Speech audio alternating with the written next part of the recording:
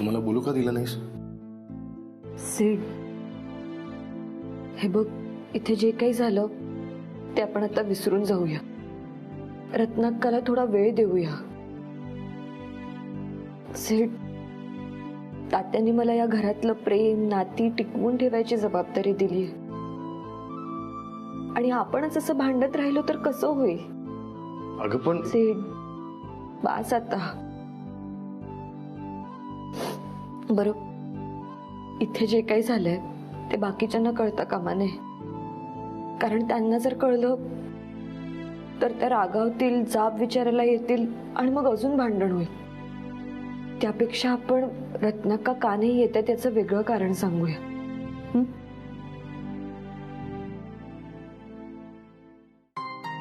सिड, पण सांगायचं काय? गोष्टी लपवणं आणि खोटं बोलणं बिझनेस झालाय माझा. सुचेल आपोआप काहीतरी. चल. आणि हो, डोळे पुसून घ्या आधी, त्याचे 10 प्रश्न विचारते. हो.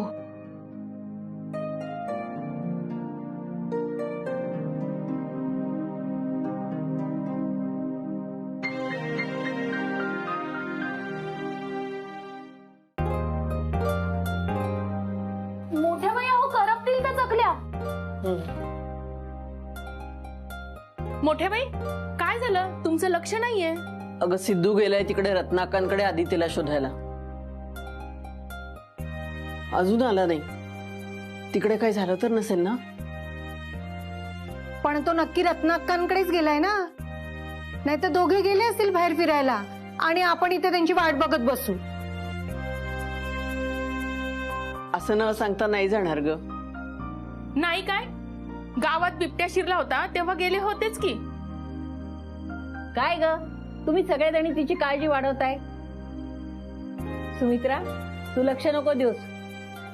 अगं काही नसेल झालं, येतीलच ते. सुचलंय का तुला काही? पोहोचलो आपण.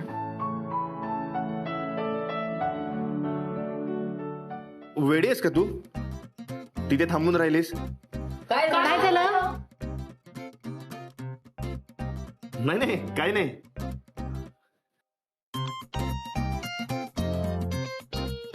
इतका उशीर का झाला? रत्नाका नाही आल्या? रागवलेत का रे अजून? हो ना, रागवली अदितीवर.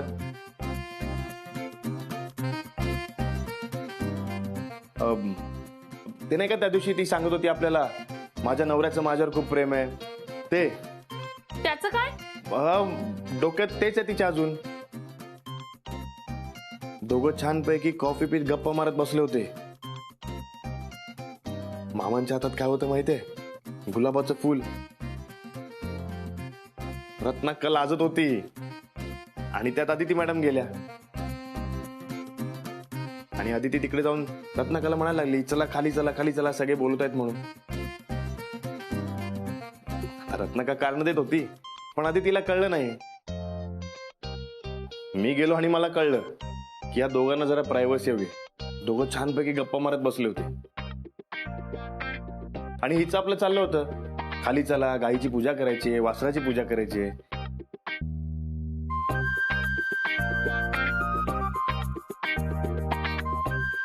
मग मी रत्नाकाला म्हटलं की काही गरज नाहीये, पूजा तर झाली आहे.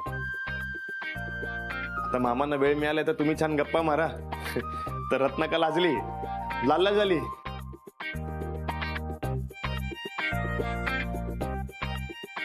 रागाने.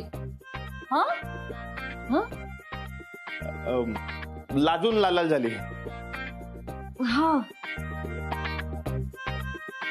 मग मी म्हटलं, घ्या तुम्ही तुमचा वेळ, छान गप्पा मारा, आम्ही दोघं जातो खाली.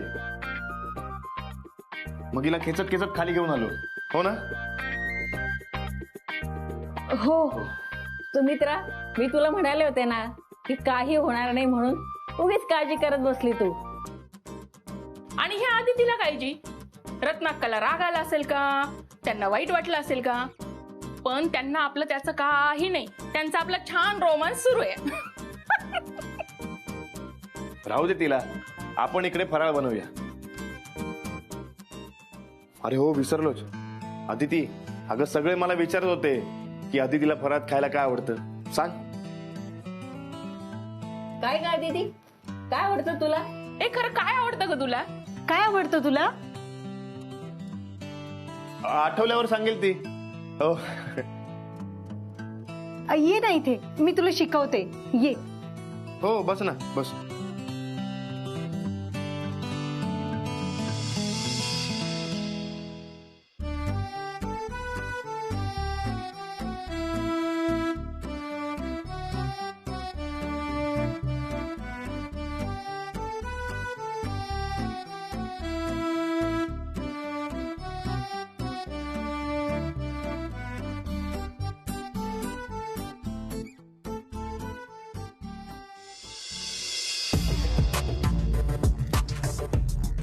काय हे मिलिंद, आता इथे एवढा मस्त ड्रामा घडणार आहे आणि तू असाच उभा राहून बघत बसणार आहेस?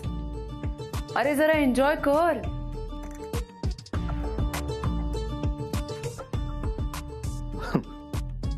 काय ना महालक्ष्मी, तू एक अशी बाई आहेस ना की या घरामध्ये तू भांडणं लावतेस, हे घर तोडायचा प्रयत्न करतेस. आणि एक माझी मुलगी आहे, ती ह्या घरामध्ये आनंद निर्माण करण्याचा प्रयत्न करते. लुक मिलिंद, आता सध्या तरी या घरात भांडणं लावणं जास्त गरजेचं आहे आणि तेही आपल्या मुलीच्या भल्यासाठी, पण ते तिला कळतच नाहीये. एनिवे, आता बघ धम्माल एंटरटेनमेंट. महालक्ष्मी, तू नेमकं काय केलंस? काय ना मिलिंद, मी लहान मुलासारखी आहे. लहान मुलाला कसं फटाके दिसतात, वाद दिसते, हातात उदबत्ती असते, मग ते वाद पेटवणारच ना. मी तेच केलंय, उदबत्ती वातीला लावली. आता बघ, देशमुखांच्या घरात दिवाळीचा पहिला फटाका कसा फुटतो ते. कुठे आहेत सगळे? बापू, नाना, अप्पा, बाळा, या बाहेर. तात्या, बळोबाई, बाहेर या. आज मला बोलायचंय. खूप सहन केलं मी आतापर्यंत, आज बोलणार आहे मी. अगं जरा शांत हो. अगं सणासुदीचा दिवस आहे, सगळे आनंदात आहे. आता ही बोलण्याची वेळ नाही आणि गरजही नाही. गरज आहे. सगळे आनंदात असले ना तरी मला त्रास होतोय. या सगळे या. नवरे कुठे आहेत तुमचे? या, बोलायचंय आज मला.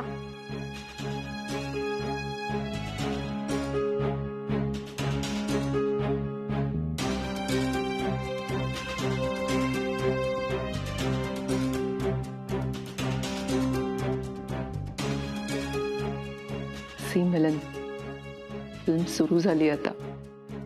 बघ कसे फटाके फुटतील ते. सीट, रत्नाक्का आता सगळं सांगणार नाहीत ना? अजून भांडण होईल. काळजी करू नकोस. अक्का, अगं काय झालं? अहो, तुम्ही तर प्रेमाच्या गप्पा मारत बसला होतात ना भाऊजींच्या सोबत. मग काय झालं? परत भांडणं झाली का काय तुमच्यात? हा, तू त्याचीच वाट बघ. कधी माझं आणि माझ्या नवऱ्याचं भांडण होतं, कधी तात्या मला ओरडतात ते. खरं तर या घरात माझं महत्व कमी व्हायला तूच कारणीभूत आहेस. रत्नाक्का, काय बोलले हो मी? सरळ सरळ विचारलंस ना? पण तुम्ही सरळ वागत नाही ना माझ्याशी. त्याचं काय? रत्ना, काय झालं? अगं नंतर आपण शांतपणे बोलूया ना. उगीच घरामध्ये सणाच्या दिवशी तमाशा नको. स्वतःच्या हक्कांसाठी भांडणं म्हणजे तमाशा? काय आरडाओरडा हा? या तात्या या, तुमचीच वाट बघत होते. हे सगळं ऐकायलाच हवंय तुम्ही. रत्नाक्का, बयाची बरोबर बोलते. आपण या विषयावर नंतर बोलू. का? आता का? मघाशी तर अदितीसाठी भांडत होतास तू. मग आता का शांत? काय? कधी झालं भांडण? सिद्धू, तू रत्नाकांशी भांडलास? तुम्हाला माहिती नाही का? का तुमच्या सुनेनं सांगितलं नाही का तुम्हाला? ती मला बोलवायला आली होती तेव्हा मी का आले नाही ते? अहो पण तुम्ही आणि भाऊजी गप्पा मारत होतात ना, तुम्हाला दोघांना छान वेळ मिळावा म्हणून नाही आलात ना तुम्ही? हे कुणी सांगितलं तुम्हाला? सिद्धूने.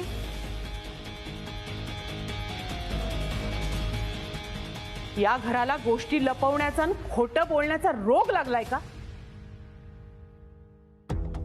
काय सिद्धू, अदिती, खरं कारण सांगता नाही आलं? का सांगितलं नाही मी का आले नाही ते? काय झालं? का नाही आला तुम्ही? कारण तुम्हा सुनांना मला बोलवावंसं वाटलं नाही. मी आले नाही कारण या घरात माझा मान ठेवला जात नाही. मी आले नाही कारण या घरात फक्त सुनांनाच महत्व आहे.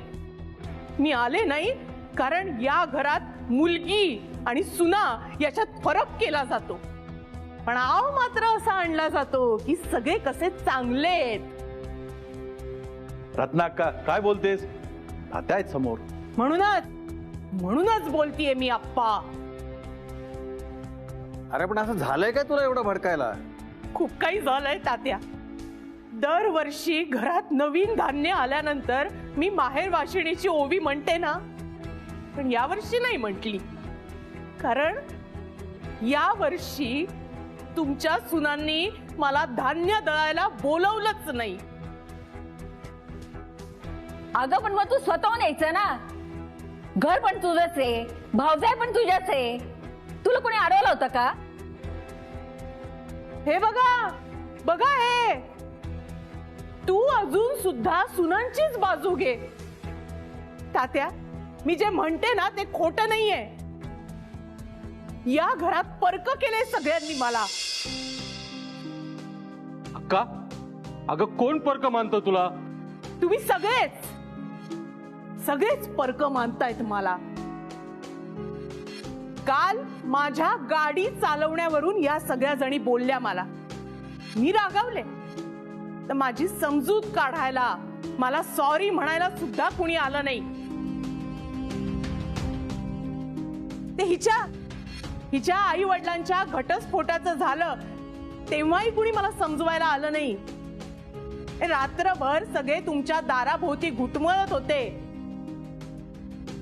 पण कुणाला वाटलं नाही माझी समजूत काढावी. आणि ही काल आलेली पोर मला आपल्या घरातल्या परंपरा सांगतीये.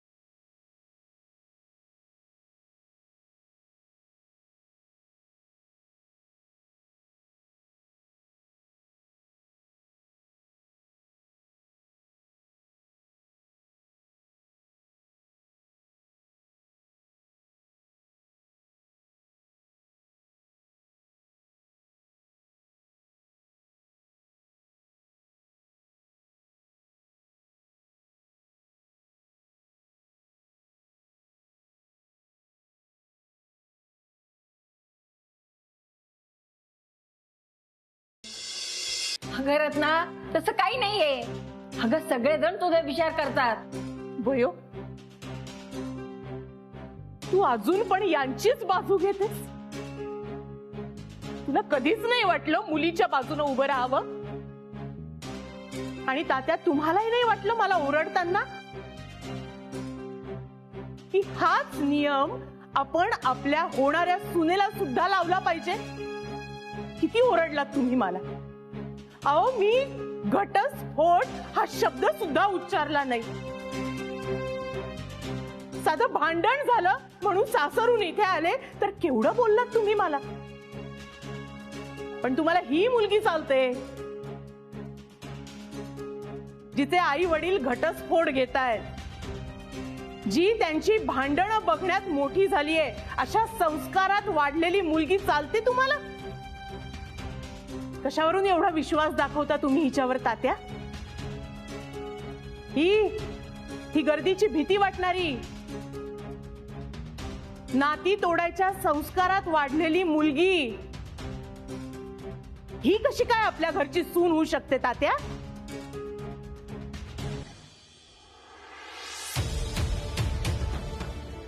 बोला ना, बोला.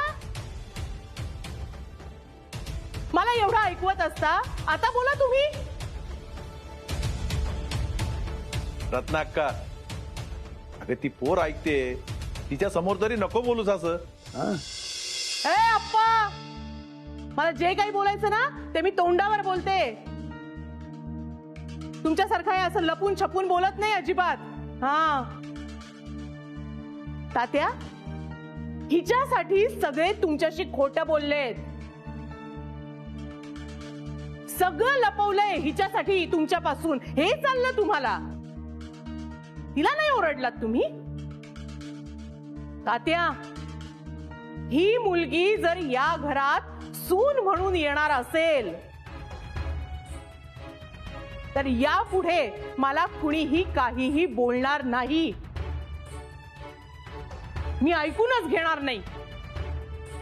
ही मुलगी या घरात आल्यापासून हे घर पूर्वीसारखं राहिलेलं नाही. बस झालं रत्नाक्का. अदितीबद्दल मी एक शब्द ऐकून घेणार नाही. ती ते सगळ्यांचं मन राखण्याचा प्रयत्न करते. जे काय घडलंय तिचा दोष ती स्वतःला देते आणि तू तिलाच ऐकवतेस.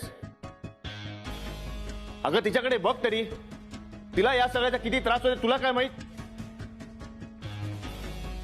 तुला तिचा त्रास दिसतोय? मगाशी वाद घातलास तू तिच्यावरून आणि आता ओरडलास सुद्धा माझ्यावर. कारण तू विषय वाढवतेस. मी विषय वाढवतीये? मी वाढवतीये विषय? विषय तू वाढवतोय. विषय तुम्ही सगळे वाढवताय.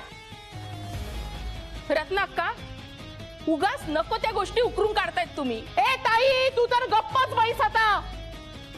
हो, गप्पा बसतो आम्ही. आणि तुम्ही काय बोलाल ना ते सगळेजण ऐकून घेतो. अहो, मनाला येईल ते बोलतायत तुम्ही. प्रत्यक्षात असं काहीच नाहीये रत्नाक्का. तू कर आता सारवासारव, नाहीतर या सगळ्या तुझ्या सांगण्यानुसारच वागतात. या आधी परक समजतच होतात तुम्ही मला. पण ही अदिती आल्यापासून हिच्या सोबत मिळून परक केलं तुम्ही मला. अगं रत्ना, तू शांत हो. आता मी शांत बसणार नाहीये. कुणी मला काही बोलायचं नाही. मी कुणाचंही ऐकून घेणार नाही. आता बोला बोला, सगळे मलाच बोला. माझ्याच घरात एकटं पडलंय तुम्ही सगळ्यांनी. मला बोला. ऐकून घेणार नाहीये मी कुणाचं. आताच सांगून ठेवतीये. अरे बास, त्या पोरीला त्रास होतोय. थांबवा सगळं हे.